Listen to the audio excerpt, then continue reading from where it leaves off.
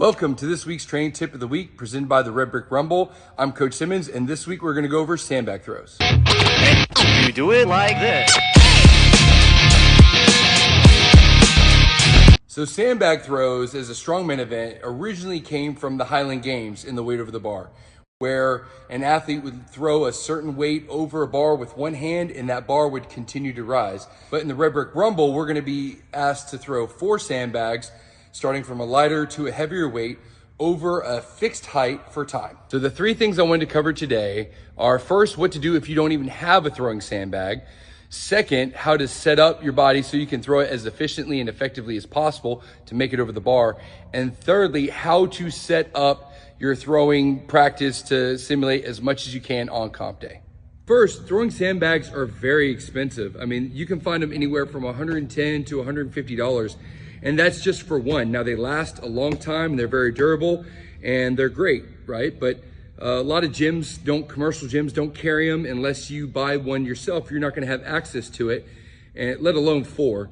So another way to get your throwing in is to actually use med balls so that we still get the extension out of the legs. It's a very similar movement. As you can see, as I'm throwing the 20 or 30 pound med ball and the 45 pound sandbag. Next, I want to talk about how to set up for the sandbag throw. A lot of people will have their feet a little too wide. You want your feet to actually be under your hips so you can get as much upward leg drive. That way you can throw the sandbag up and back over the bar. Make sure your feet are just outside the sandbag, like if you were going to jump out or jump up as far as you can. The next thing you want to make sure that you do is you line up far enough away from the sandbag so that you can use it as efficiently and quickly as possible. A lot of people, when they're throwing sandbags, they sit there and they just keep swinging, keep swinging.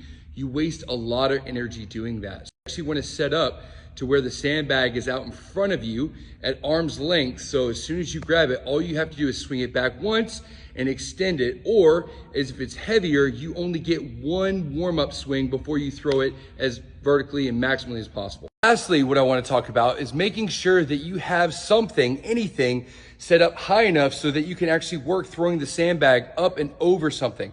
It's completely different to just grab a sandbag and go out in space and throw it and not really know how high you're throwing. But I've even used my basketball goal at home, put a broomstick on it so I know at least roughly how high, or I've even set up a stick to where it was exactly 14 and a half, 15 feet.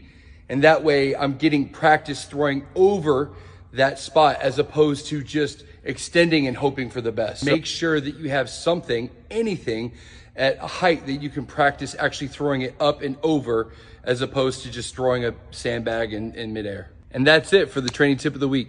Be on the lookout for bonus footage of how to actually set up your sandbags before you run at competition. And I'll see you guys at the Red Brick Rumble.